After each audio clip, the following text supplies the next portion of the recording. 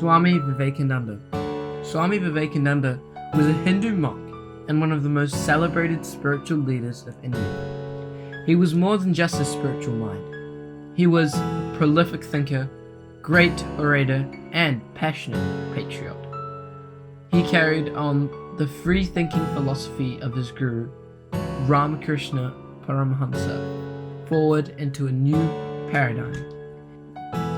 He worked tirelessly towards betterment of the society and servitude of the poor and needy, dedicating his all for his country.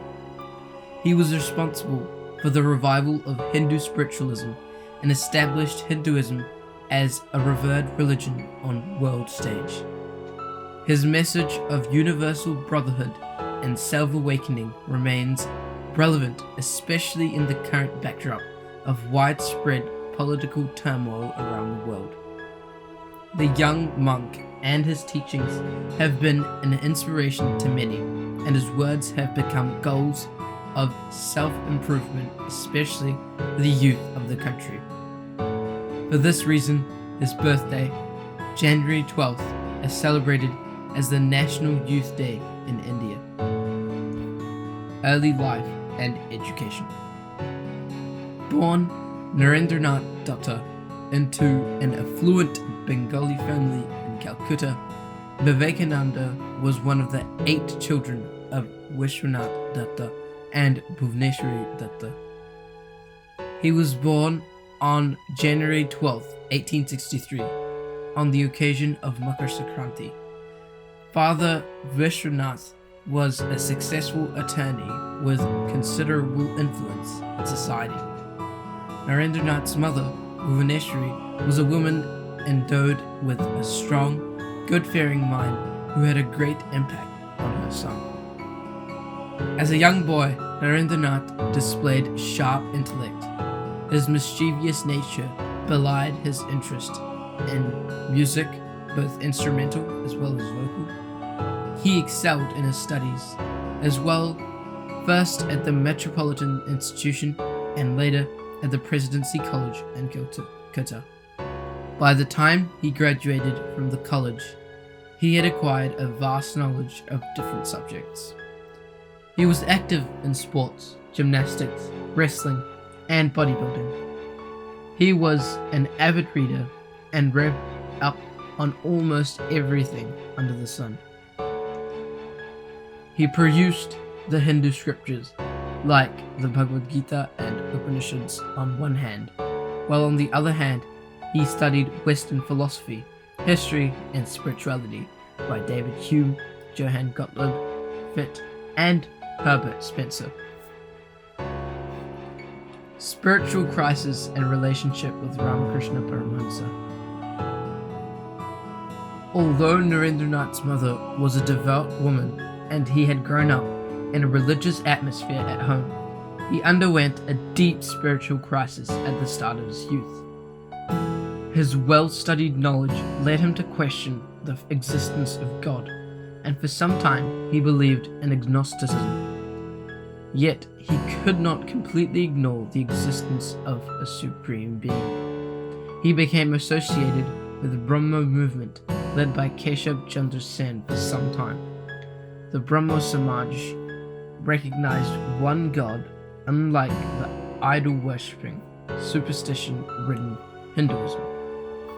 The host of philosophical questions regarding the existence of God rolling through his mind remained unanswered.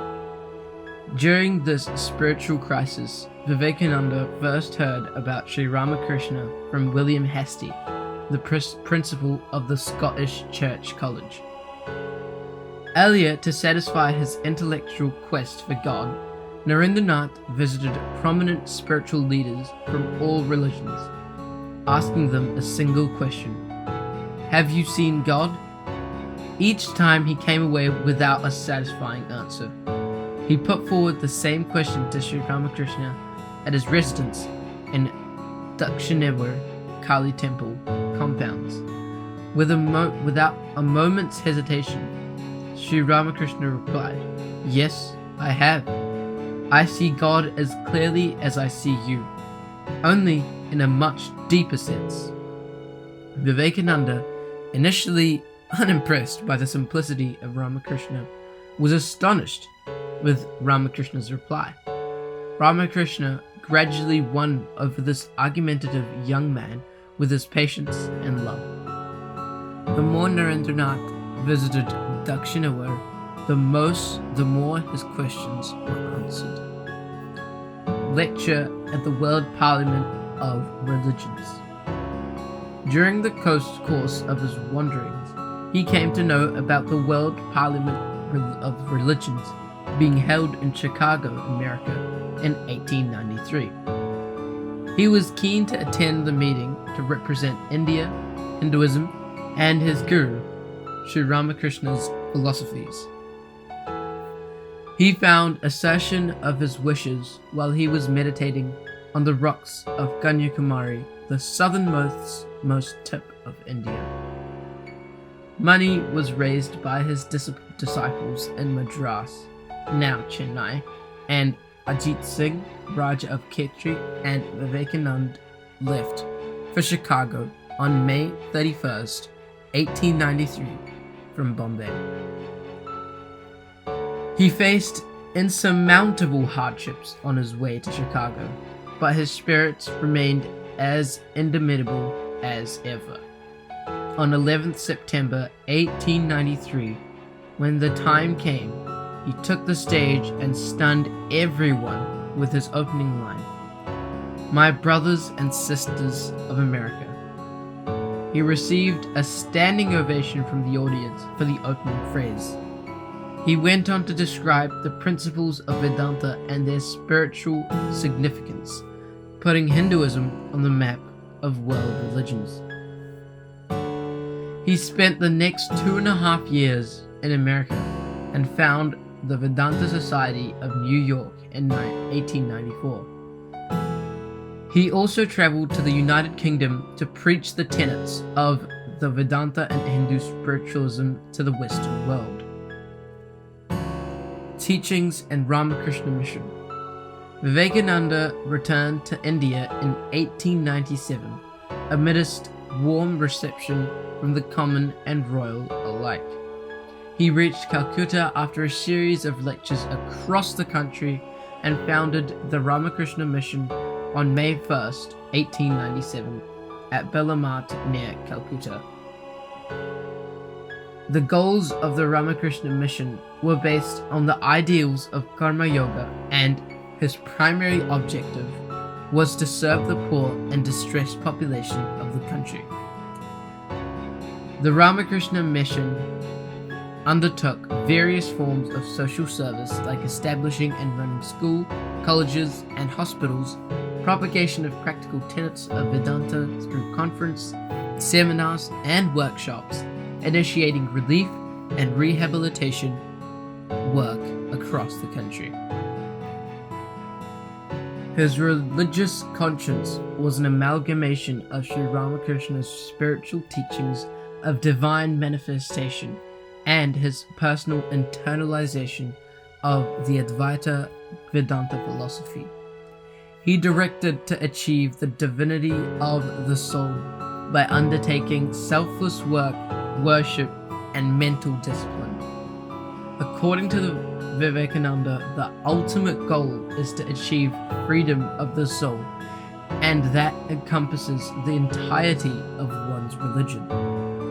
Swami Vivekananda was a prominent nationalist and had the overall welfare of his countrymen topmost in his mind.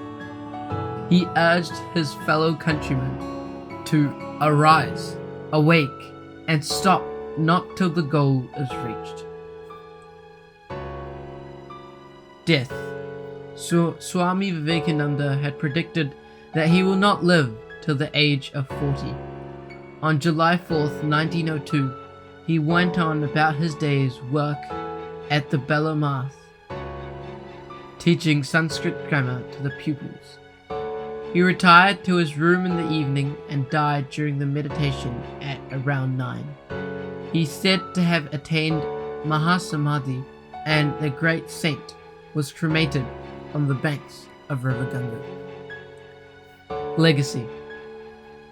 Swami Vivekananda revealed to the world the true foundations of India's unity as a nation.